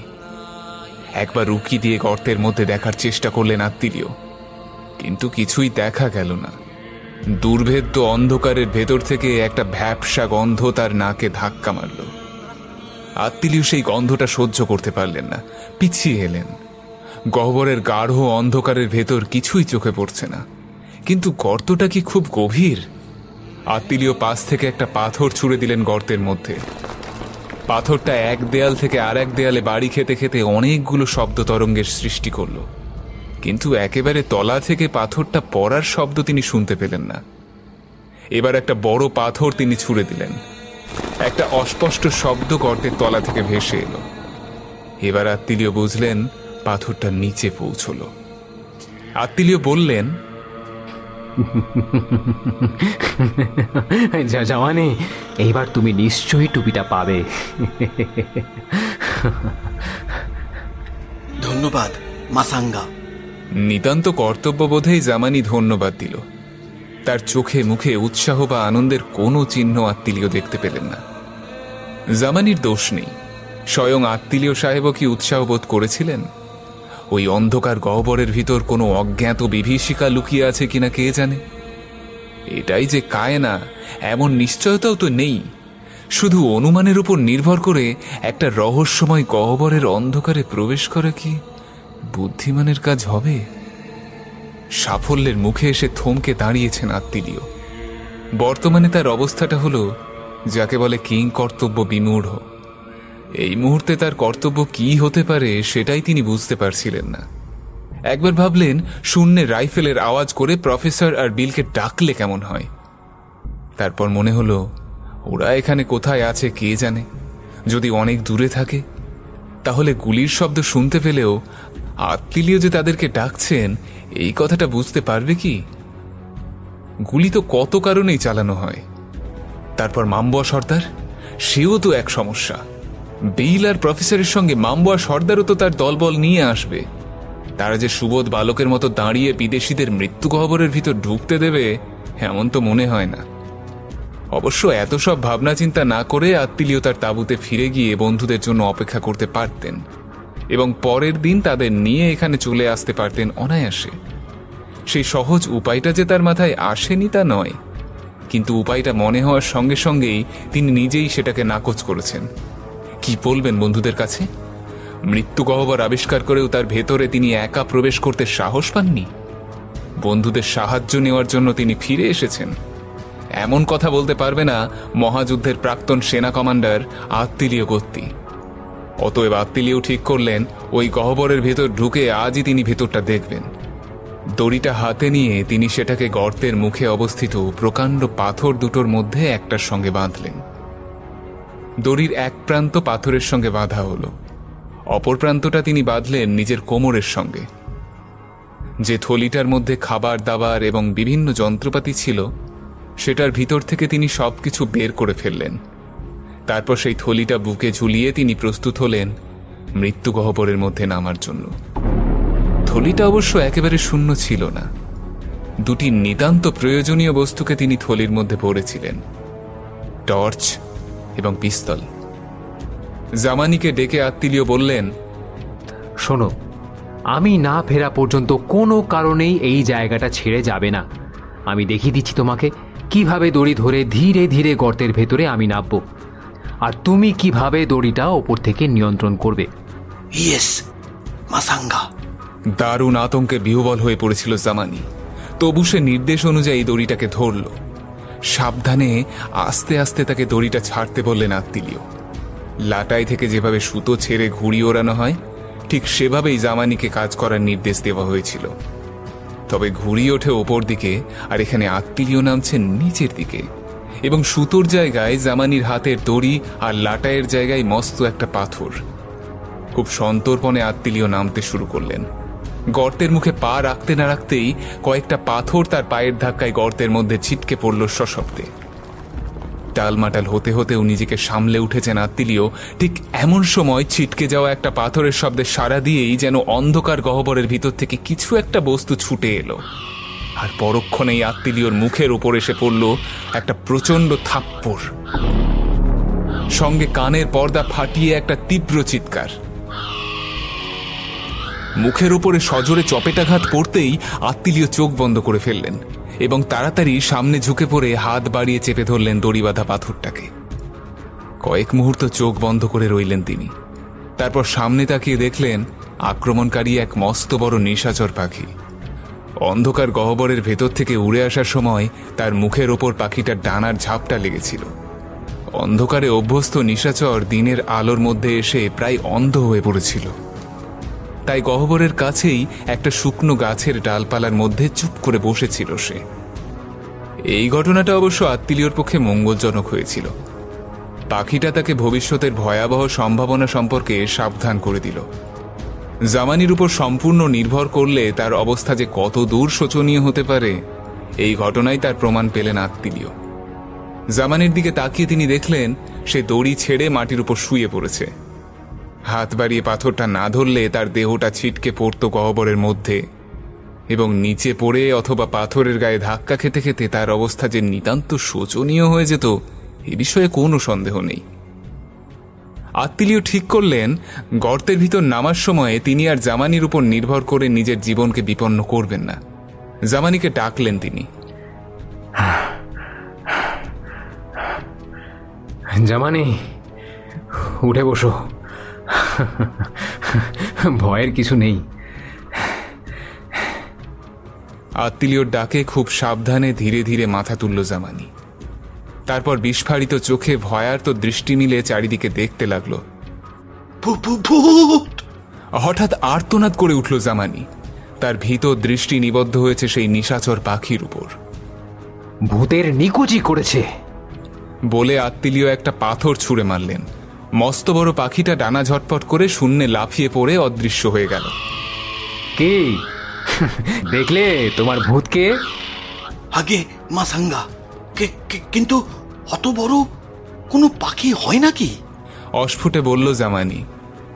আত্মীয় তার চোখের দৃষ্টি দেখে বুঝলেন উড়ন্ত জীবটি যে সত্যিই সামান্য একটি পাখি, সে সম্বন্ধে জামানির সন্দেহ দূর হয়নি।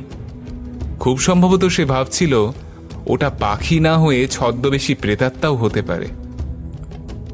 আত্মীয় আর কথা না বাড়িয়ে নেমে পড়লেন গহ্বরের ভিতর। এইবারে অবশ্য তিনি দড়িটাকে জামানির হাতে দেননি, পাথরেই বেঁধে রাখলেন।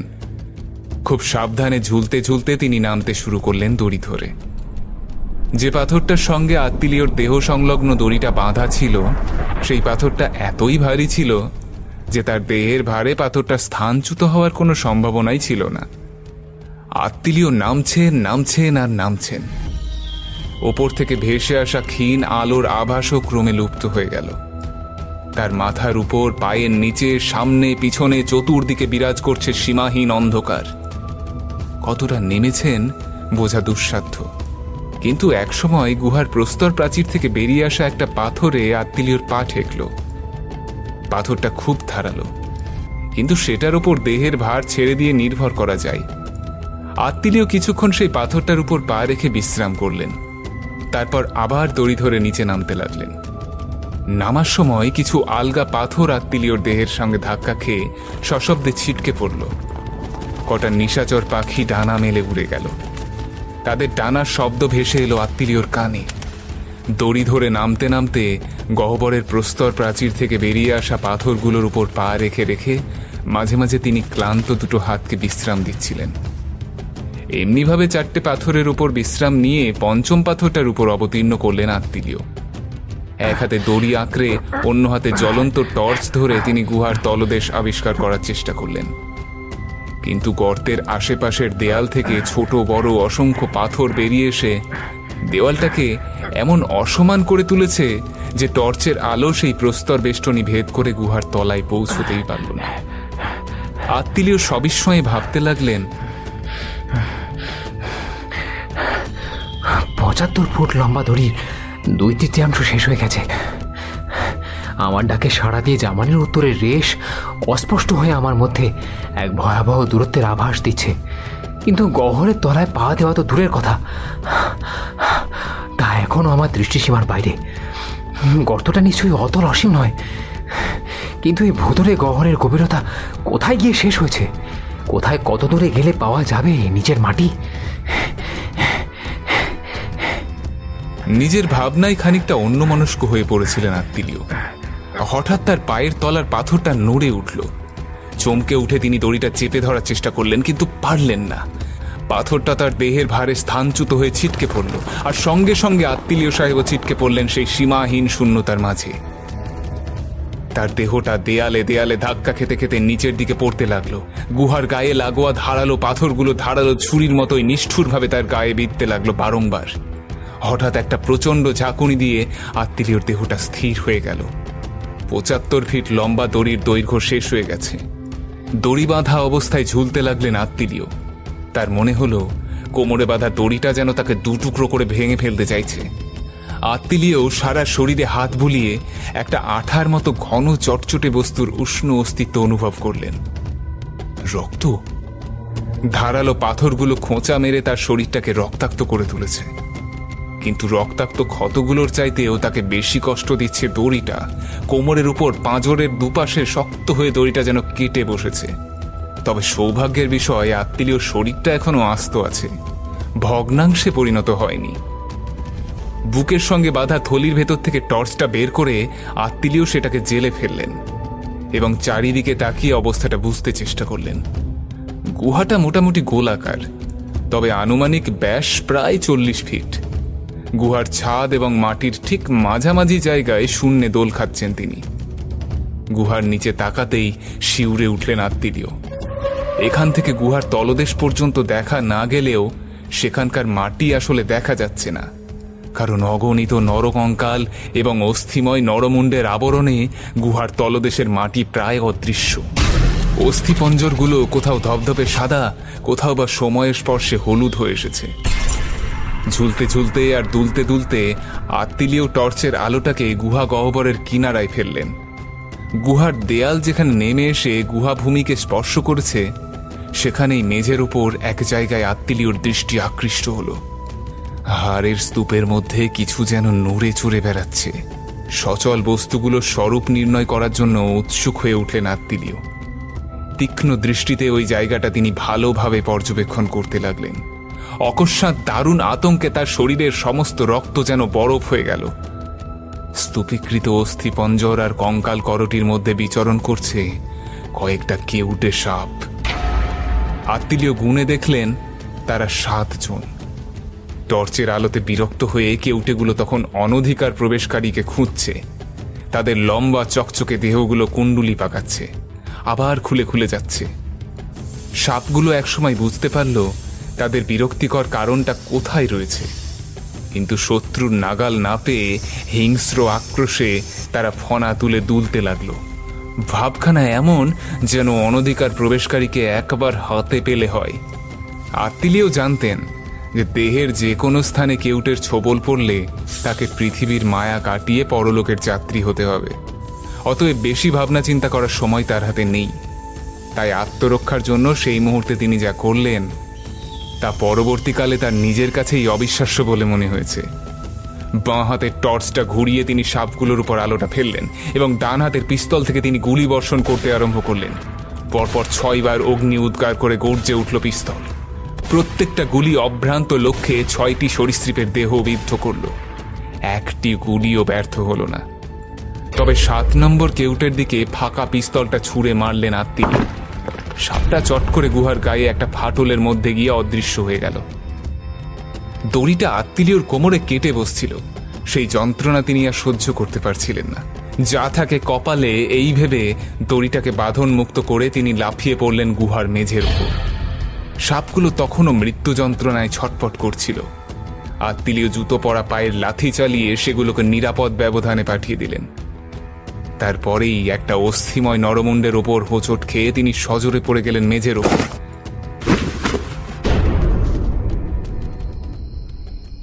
কতক্ষণ মূর্ছিত হয়ে পড়েছিলেন তা আত্মিলিও নিজেও বলতে পারবেন না। জ্ঞান ফিরে পেয়ে প্রথমেই তার মনে হলো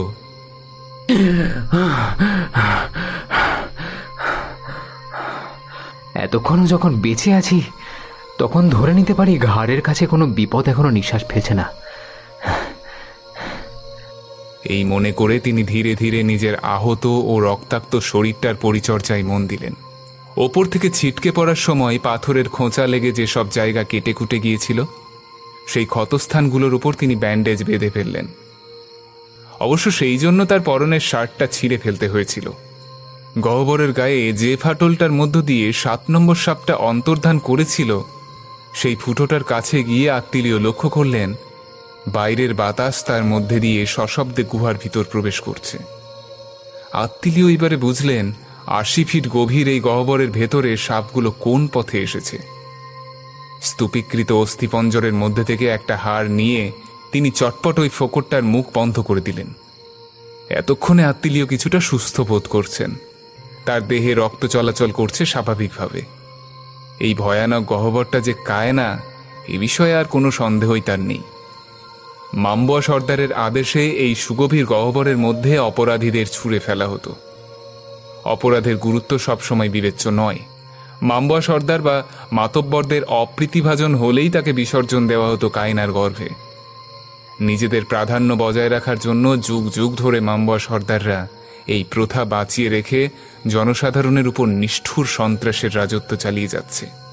মাম্বুয়ারা এই রীতি পছন্দ করত না, কিন্তু তারা জানত কেউ যদি শ্বেতাঙ্গদের কাছে মৃত্যু গহ্বরের সন্ধান দেয় তবে মাম্বুয়া সর্দারের আদেশে সেই ব্যক্তির মৃত্যু অনিবার্য। সেই জন্য তারা মুখ খুলত না। কিন্তু স্বাভাবিকভাবেই মৃত্যু যখন কাছে এগিয়ে এসেছে তখনই তারা মুখ খুলতে চেয়েছে। আত্মিলিওর মনে পড়ল নিগ্রো পুলিশম্যান ও স্থানীয় বৃদ্ধা স্ত্রীলোকটির কথা। মরার আগে তারা মৃত্যু গহ্বরের রহস্য ফাঁস করে দিতে চেয়েছিল, কারণ তারা বুঝেছিল কিছুক্ষণের মধ্যেই তারা মাম্বুয়া সর্দারের নাগালের বাইরে চলে যাবে। দুর্ভাগ্যক্রমে কোনো প্রয়োজনীয় তথ্য সরবরাহ করার আগেই মৃত্যুর স্পর্শে তাদের কথা স্তব্ধ হয়ে যায়। ওই ঘটনাগুলো বারবার আত্মিলিওর মনে পড়তে লাগল। এই মৃত্যু গহ্বরের ভিতর যেসব মানুষ মৃত্যুবরণ করেছে তাদের কথা মনে হতেই শিউরে উঠলেন আত্মিলিও। অনাহারে আর তৃষ্ণায় ছটফট করতে করতে প্রতি মুহূর্তে মৃত্যু যন্ত্রণা ভোগ করেছে প্রত্যেকে। ওই সব হতভাগ্যের দল তিল তিল করে শুকিয়ে ধীরে ধীরে এগিয়ে গেছে মৃত্যুর দিকে। সেই জন্যই এই গুহার নাম দেওয়া হয়েছে কায়না, অর্থাৎ যাতনাদায়ক মৃত্যু গহ্বর। আত্মীয় হঠাৎ চমকে উঠলেন। এসব কি ভাবছি আমি? মানুষের দুঃখ কষ্টের কথা না ভেবে এখন আমার নিজের কথা চিন্তা করা উচিত। মামবদের মধ্যে প্রচলিত একটা ভয়ানক প্রবাদ বাক্য তার মনে পড়ল। এখানে যে প্রবেশ করে তার উদ্ধারের আশা নেই। আত্মীয়র মনে হলো মূর্খের মতো অন্য মানুষের দুঃখের কথা ভেবে তিনি মূল্যবান সময়ের অপচয় করছেন। যদি এই গহ্বরের বাইরে তিনি যেতে না পারেন, তবে তার দেহের কঙ্কালটাও একদিন এই গুহার অস্থিস্তূপের মধ্যে পড়ে থাকবে। আত্মীয় এবার মৃত্যু গহ্বরের গর্ভ থেকে মুক্তি পাওয়ার জন্য ব্যাকুল হয়ে উঠলেন। দড়িটা উপরে ঝুলছিল। আত্মীয় সেটাকে লক্ষ্য করে লাফ মারলেন। বৃথা চেষ্টা।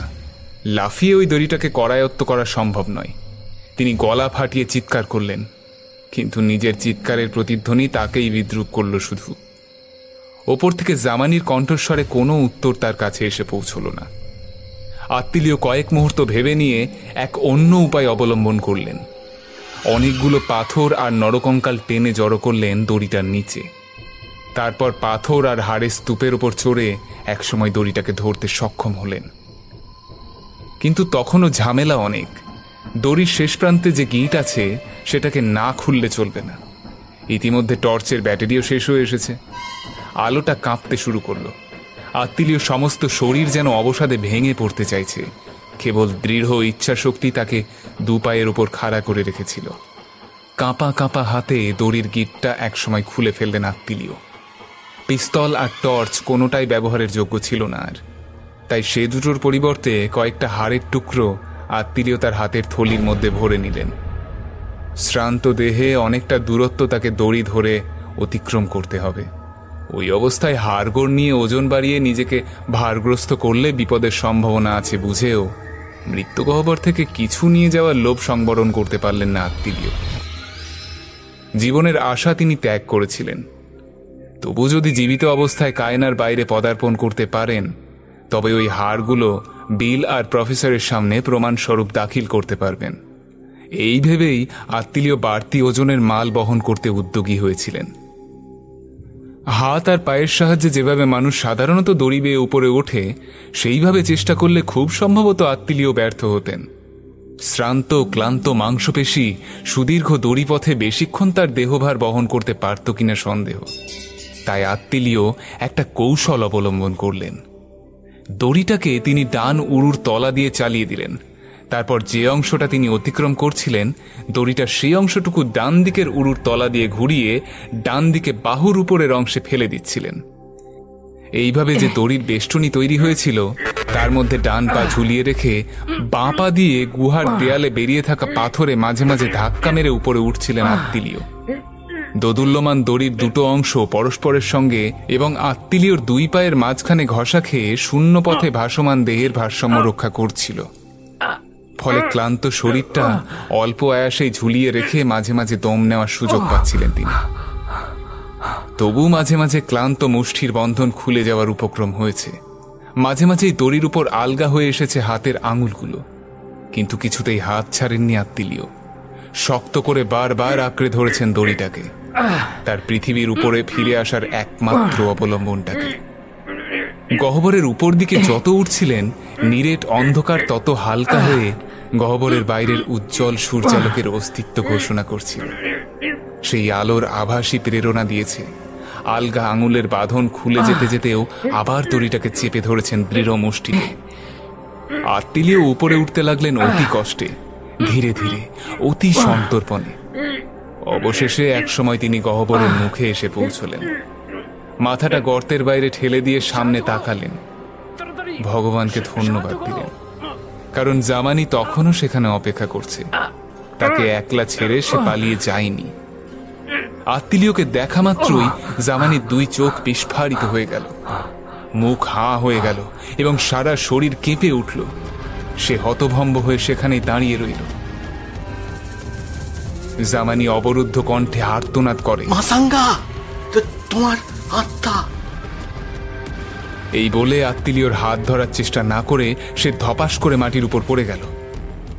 আত্মিলিও পড়ে যাচ্ছিলেন, কোনো রকমে হাত বাড়িয়ে গহ্বরের মুখে দড়ি বাঁধা পাথরটাকে চেপে ধরে আত্মরক্ষা করলেন। তার শরীরের শেষ শক্তিটুকু দিয়ে নিজের পতনোন্মুখ দেহটাকে টেনে আনলেন গহ্বরের বাইরে। শ্রান্ত এবং অবসন্ন শরীরে অতি কষ্টে শ্বাস টানতে টানতে আত্মিলিও শুনলেন জামানির আর্তনাদ। মাসাঙ্গা, তুমি মরে গেছো। আমি জানি তুমি মরে গেছো। মরে তুমি ভূত হয়েছো। তবে কেন থলির মধ্যে তোমার মুন্ডু আর হাড়গুলো নিয়ে এলে আমার কাছে? মাসাঙ্গা, আমি তো তোমার বিশ্বস্ত অনুচর। আমার সঙ্গে তোমার একই ব্যবহার। মাসাঙ্গা। বরাবরের মতো আত্মিলিও আর হাসতে পারেননি। হেসে ওঠার ক্ষমতা তখন তার আর ছিল না।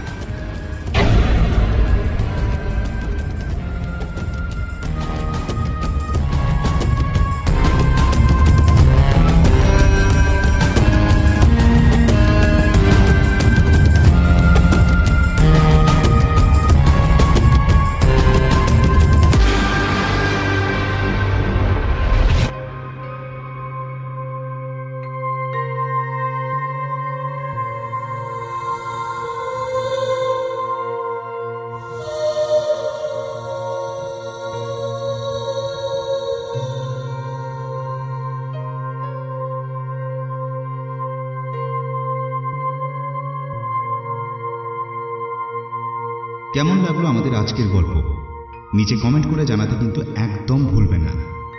ভালো লাগলে লাইক, শেয়ার এবং কমেন্ট করতে ভুলবেন না। খুব শীঘ্রই আমরা আরও একটি রোমাঞ্চকর গল্প নিয়ে আপনাদের সামনে ফিরে আসছি। ততক্ষণ ভালো থাকুন, সুস্থ থাকুন আর শুনতে থাকুন গল্পগুজব, যেখানে গল্প হবে অল্প নয়। ধন্যবাদ।